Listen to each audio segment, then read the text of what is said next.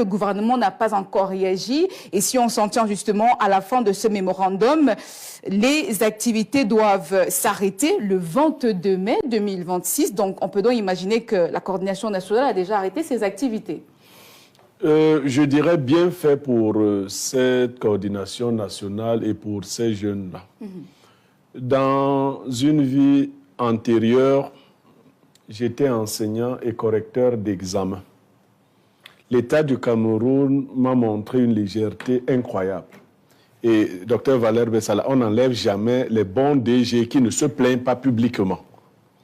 Quand nous corrigeons le bac, c'est en début d'année qu'on exige aux enfants de payer les frais d'examen.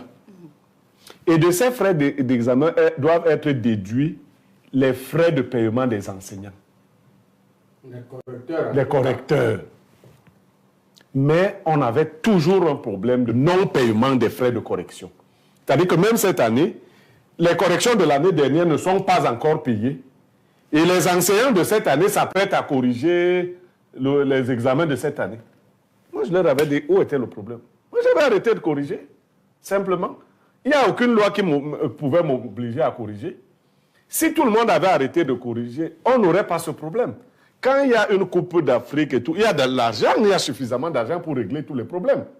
C'est quand il y a ce genre de problème. J'en viens donc au recensement. Oui. Moi, j'avais annoncé ici que ce serait un fiasco. Ce serait un fiasco parce que je n'ai pas vu l'engouement qui accompagne une activité comme celle-là qui est vraiment financée. Et les observateurs... 13 milliards. Non, les 13 milliards, c'est 7 et 3 et 6. Les gens qui doivent donner 7 conditionnent leurs 7 milliards au fait de voir que vos 6 milliards sont prêts et que l'affaire se passe bien. Or, ils sont informés. L'autre entourloupe, parce que si vous avez bien lu la lettre, si les gens ont bien suivi, ces jeunes disent qu'ils ne veulent pas se rendre complices d'une mascarade. C'est ça le point, en fait. On envoie un tchar faire le recensement en Nkola Famba. On dit que même si tu n'arrives pas là-bas, envoie-nous les chiffres. C'est-à-dire tu n'es pas obligé d'arriver en Nkola Famba. Si tu trouves que c'est difficile, tu peux appeler quelqu'un en Nkola Famba. Tu lui dis que vous pensez même que vous pouvez être combien là-bas. Ou bien, oui, vous pensez même que Nkola Famba, vous n'êtes même pas... Maman, vous êtes même combien? Elle te dit que nous sommes même 500 personnes. Hein. Tu dis que non, quand je vois, il y a la route de l'autre côté aussi. Peut-être vous êtes 600. Mettons donc 700. En fait, les jeunes dans cette lettre, je le dis de manière caricaturale, vous disent que s'ils avaient souscrit à une certaine idée ou idéologie, on n'en serait pas là. Dans les zones enclavées, on ne serait pas parti. Dr Valère Bessala a choisi nos zones ici, Ngorma, qui partirait là. Bon, là même, c'est même des bonnes zones. Il faut aller là-bas, après les Babimbi, derrière là-bas. Personne ne n'irait là-bas. Non, personne après à la lisière avec les bananes. Qui part recenser les bananes? Donc, tu demandes là-bas, tu regardes les anciens chiffres. Et là, je suis sérieux, tu fais des projections. Tu dis, ça fait 20 ans qu'on n'a pas recensé. Bon, il y a eu des exodes ruraux massifs dont on ne va pas multiplier. Tu donnes un chiffre. Et le but, un autre but était politique, je vous l'avais dit ici. Oui. Parce que les élections présidentielles de 2025 ont quand même révélé des curiosités. Des curiosités. Des taux de participation dans les zones favorables au pouvoir qui étaient astronomiques. C'est-à-dire, tu t'es demandé que comment tous les gens du Sud se sont entendus pour aller voter. Comment ils ont fait? Ils ne sont pas les mêmes Camerounais que nous. Qu'est-ce qui les a pris? Parce que Biya était... Non, même par le passé, ils ne s'étaient pas encore entendus. Moi qui ai fait 12 ans dans le Sud, je ne voyais pas pendant les périodes électorales que les gens étaient très zélés parce qu'ils seraient boulous ou autres. Non. Mais l'une des zones qui a eu des forts taux de participation, c'est le Nozo. Mais on vous a dit, le recensement doit aussi recenser le Nozo, non? En effet. Nous sommes des blagueurs. Hein. Qui peut recenser dans le Nozo? Qui peut recenser dans le Nozo? On n'est pas sérieux. On n'est pas sérieux. Mais ces agents sur le terrain, ils sont là pour ça. Je demande, toi on t'envoie là-bas pour recenser. Qui peut recenser dans... Ce n'est pas Bamenda. Je parle du Nozo. Il y a des zones interdites Vous n'avez pas fini de résoudre un problème crucial. On va donc faire une projection et nous dire que le nord-ouest, ça a donné tel chiffre, le sud-ouest, ça a donné tel chiffre, en vue de la préparation d'autres choses. Ils ont dit qu'ils vont créer de nouvelles unités administratives. Ça va leur permettre de créer de nouvelles unités administratives, donc de nouvelles mairies. Mais on va aussi, je vous l'annonce, augmenter le nombre de députés. Parce que l'idée étant ainsi que dans les bastions où l'opposition a semblé gagner, on va annoncer des chiffres très faibles de la population là-bas. On va donc réduire, par exemple, le nombre de députés du littoral. Parce que là-bas, si on laisse ça comme ça, les opposants vont prendre. On va te dire que maintenant, dans certaines régions qu'on connaît petites, la population a triplé. On va ajouter les députés là-bas pour équilibrer le jeu politique. Voilà ce qui se prépare. Ce n'est pas une activité... C'est ça que le parti État néocolonial veut faire. Ce n'est pas le recensement. Ce n'est pas le recensement. On peut parler du recensement. Valère parlait du Bucreb. Mais à côté du Bucreb, il y a quelqu'un qui doit utiliser les chiffres. Il y a plusieurs institutions. Oui. Mais il y a une grande institution qui doit utiliser les chiffres du Bucreb.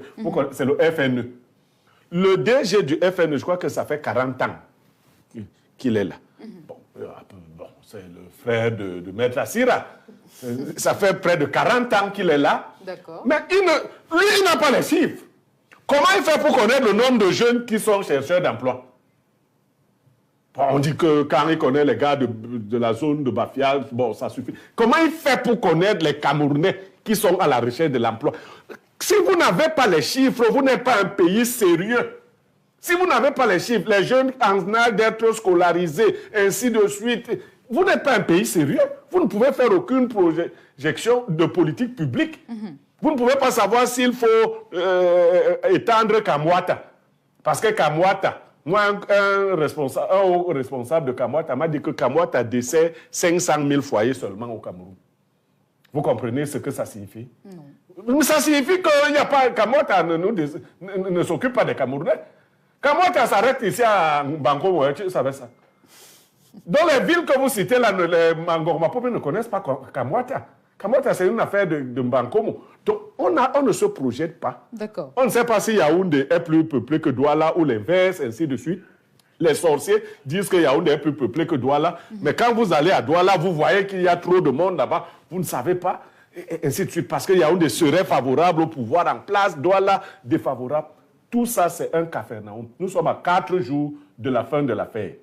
C'est donc un échec. On peut déjà dire que c'est un échec. Et il y a de grosses craintes que les gens qui devaient nous donner 7 milliards ne donnent pas leur argent parce qu'ils connaissent nos habitudes.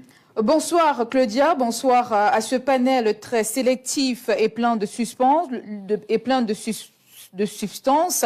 J'y arrive. Le recensement au Cameroun révèle aujourd'hui de profondes failles structurelles entre la méfiance des populations qui ferment leurs portes aux agents de l'État, des recenseurs démotivés par des salaires impayés et tardifs et une communication gouvernementale quasi absente dans les zones reculées. L'opération peine à atteindre son objectif. Comment produire des statistiques fiables lorsque ceux qui doivent être recensés refusent de collaborer et que ceux qui sont chargés de collecter les données travaillent dans la frustration et la précarité, sans confiance, sans sensibilisation efficace et sans considération pour les acteurs du terrain. Le recensement risque de devenir un simple exercice administratif aux résultats contestables, alors qu'il devrait être un levier essentiel de développement national. Il s'agit de Cédric Niamsi qui nous écrit. Professeur Jean Bayebec, comme le disait Pierre Biron-Yémec, sur la question du 4e recensement général de la population, on peut déjà conclure qu'il s'agit d'un échec.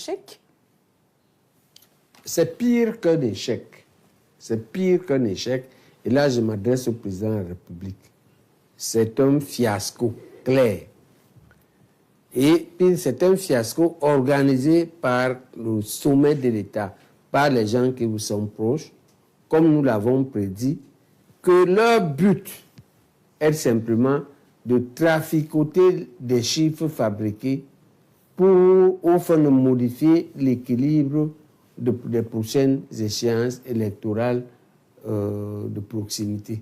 Il n'y a jamais de bonne volonté, professeur. Pardon? Il n'y a jamais de bonne volonté de faire quelque chose en voyant. Attends, la marque de fabrique du système néocolonial, il faut le dire à la jeunesse, c'est l'ambivalence entre ce qu'ils disent et ce qu'ils veulent faire.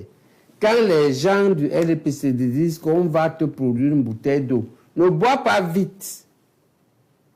Ça va être une bouteille de harki, avec empoisonné même. Ils disent une chose et font exactement son inverse, son contraire ou sa contradiction. Ce n'est pas le recensement qu'ils veulent faire. C'est pourquoi ils se fichent que les recenseurs, la preuve, vous avez dit vous-même, vous avez dit qu'ils n'ont pas répondu, non? Oui. Si ça les préoccupait, ils auraient répondu. Il y a un porte-parole du gouvernement, pourquoi il ne parle pas? Il y a un ou plusieurs ministères de tutelle, pourquoi ils ne répondent pas? La primature elle-même, pourquoi elle ne réagit pas? S'ils n'ont pas donné une réponse, ce qu'on attend d'eux, c'est de réunir ces jeunes, d'arriver à un terrain d'entente à une semaine de la fin prévue du recensement. Mais ils ne font même pas ça. C'est-à-dire qu'ils se fichent, ou ils sont concentrés à trafiquer, à émettre des chiffres faux. C'est ça. C'est ça qu'ils sont en train de faire. Écrire des chiffres faux. Et ils se fichent maintenant de leur... Mais ce qu'ils ignorent, beaucoup d'entre eux ignorent, ou savent, mais s'en fichent. L'image du Cameroun et du président en sont fortement compromis. D'abord, ils n'auront pas les 7 milliards, mais ils se fichent. Parce que 6 milliards, c'est déjà beaucoup. Ils vont se les partager entre eux. Ils ne sont même pas en train de donner la part qu'ils devaient donner aux enfants. Les enfants ont arrêté tel qu'ils ont dit. Et comme il n'y a pas eu de réponse, ils ont déjà arrêté. Mais ils se fichent. Parce que de toute façon, ce n'est pas les chiffres qu'ils voulaient. Eux, ils ont leurs chiffres. Ils voulaient seulement que les enfants fassent semblant d'aller et qu'ils se taisent. Mais ils se sont pas tus. Le président est au courant. Ils ont leurs chiffres. Il s'agit de quels chiffres, professeur? Les chiffres de 2005? Non, c'est pire. On va hypertrophier. On va te dire que les départements des provinces favorables, c'est-à-dire que le Sud, qui sont favorables au régime du parti-État, au statu quo, on va hypertrophier là-bas et on va diminuer les régions dites austères. On va aussi hypertrophier les régions comme le Nozo. Et on va diminuer les régions aussi, les régions dures. Voilà ce qui va se passer. C'est ça qui se passe en arrière. Le RDPC passe ça. On te dit qu'on fait la démocratie, mais on pille le pays. La démocratie n'est pas compatible au pillage d'un pays. La démocratie n'est pas compatible à l'assassinat des journalistes. Demain, on peut te tuer. Puisqu'on a tué Martinez Zogo. Lui, il avait même l'ethnie. C'est quand même un Ikan, non? Mais ils l'ont tué comme un bœuf, non? Est-ce qu'ils ont eux, ils n'ont même pas... Ils ont une seule ethnie. L'ethnie du néocolonialisme. C'est tout. Voilà leur ethnie. Qui reste au pouvoir par force, par trafic, par toutes sortes de malgouvernance, qui arrêtent les malades, arrachent leurs médicaments, et les malades meurent de leur maladie, parce qu'ils ne peuvent pas avoir leurs médicaments. C'est ça le cas de Anissé Ekane. Hein? Et même si tu as leur ethnie, parce qu'Anissé Ekane avait la malchance de ne pas avoir l'ethnie majoritaire. Parce que, maintenant, si tu as l'ethnie majoritaire et que tu les dénonces comme Martinez, on te tue même pas normalement. Comme disait Émile Zola, tu vas mourir de la mauvaise mort. Comme Martinez, on jette le corps dans une broussaille à soie. C'est ça qu'ils font. En réalité, c'est ça le système néocolonial que nous dénonçons. D'accord? Il n'y a rien à attendre de ce système-là. Je suis d'accord avec notre base qui pense qu'il n'y a rien à attendre d'eux. Il faut seulement attendre que la providence, au moins la providence, va les renverser. Ils vont tomber même dans leur propre... Et ils vont, ou à défaut, c'est nous-mêmes par un mouvement de ras-le-bol. D'accord. Les Canadiens qu'ils arrêtent, nous avons des carrefours qui sont très connus, Carrefour Sorcier, Carrefour Caca, Carrefour... Donc, nous, c'est comme ça qu'on identifie les rues au Cameroun. Voilà. Et puis, nous n'avons pas Internet. Internet est faiblement représenté au Cameroun. On va envoyer les messages à qui? Il n'y a pas tout cela. Nous n'avons même pas l'énergie. Sokadel a pris l'affaire moribonde de Eneo et j'avais aussi dit, non, on ne peut pas. Nous, on doit faire un recensement physique au Cameroun, vous comprenez? Oui. Avec les agents recenseurs qui rentrent dans les quartiers, mettre les numéros, il faut garder ça pour vous les Canadiens. Ils mettent les numéros avec comment vous appelez, un feutre, oui, pour ne pas sauter les maisons. Vous mettez maison numéro ANB101. Vous comptez les gens là. Vous prenez leur nom. Parce que comme les enfants des quartiers difficiles se baladent n'importe comment, vous risquez de compter un enfant ici et aller encore le compter dans la 4e maison. Et c'est ça donc le recensement physique qu'on a essayé de faire. Oui. On aurait pu essayer de le raffiner un peu en permettant par exemple aux administrations. Parce qu'on a les administrations, on a le privé et autres. On peut dire que tous ceux qui travaillent à NTV, faites-vous recenser là-bas, indiquez-vous, ainsi de suite. On ne l'a pas fait. On va donc faire du porte-à-porte. Mais on a fait le porte-à-porte souvent pour de simples campagnes de vaccination. Oui. Il a marché. Pourquoi le porte-à-porte s'il ne marche pas? 2 problèmes. Voici, vous avez un média. Pourquoi on n'a pas associé les médias pour la vulgarisation de cette affaire-là? C'est-à-dire que pour que nous nous expliquions aux populations qu'il ne s'agit pas d'une tentative d'assassinat, on ne veut pas prendre les noms des gens pour les vendre aux Congo ou aux femmes là. On ne vous a pas associé, vous les médias. Les populations ont peur. Hein? Bien sûr. Après l'élection de 2025, on a peur de tout le monde. On n'accueille pas les gens chez soi n'importe comment.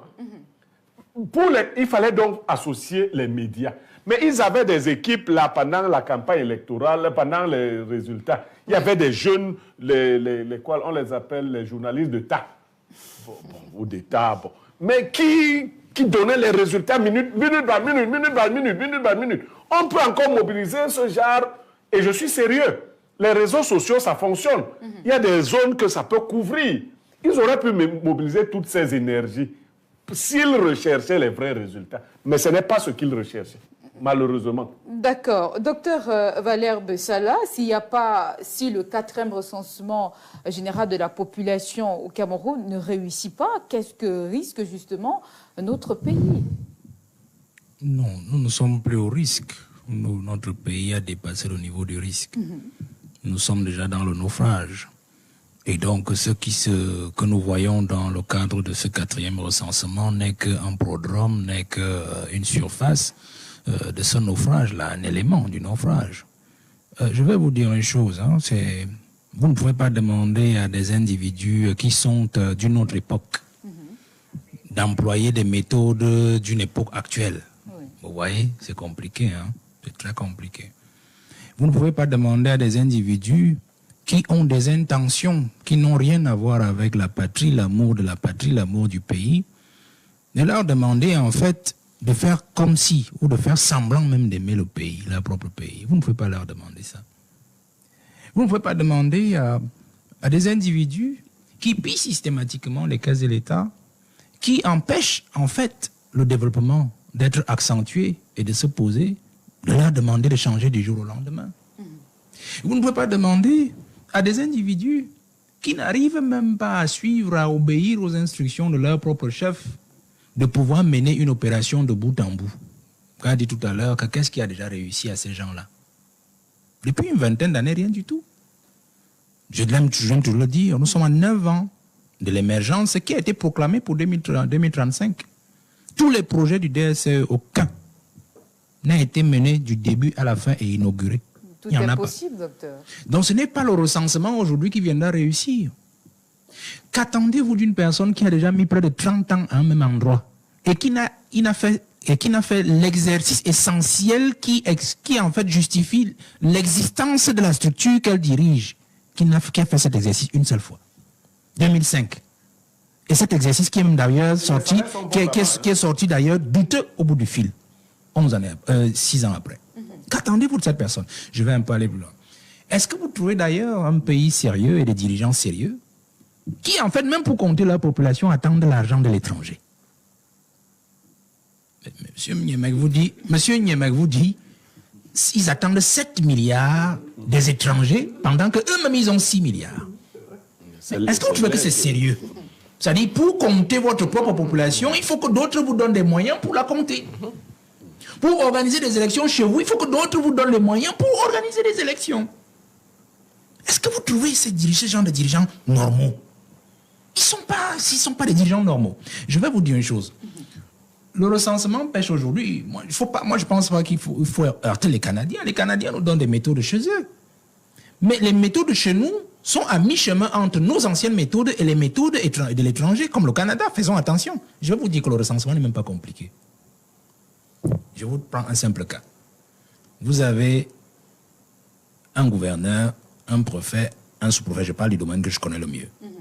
Vous avez, avec le décret de 76 qui a consacré les auxiliaires de l'administration que sont les chefs traditionnels.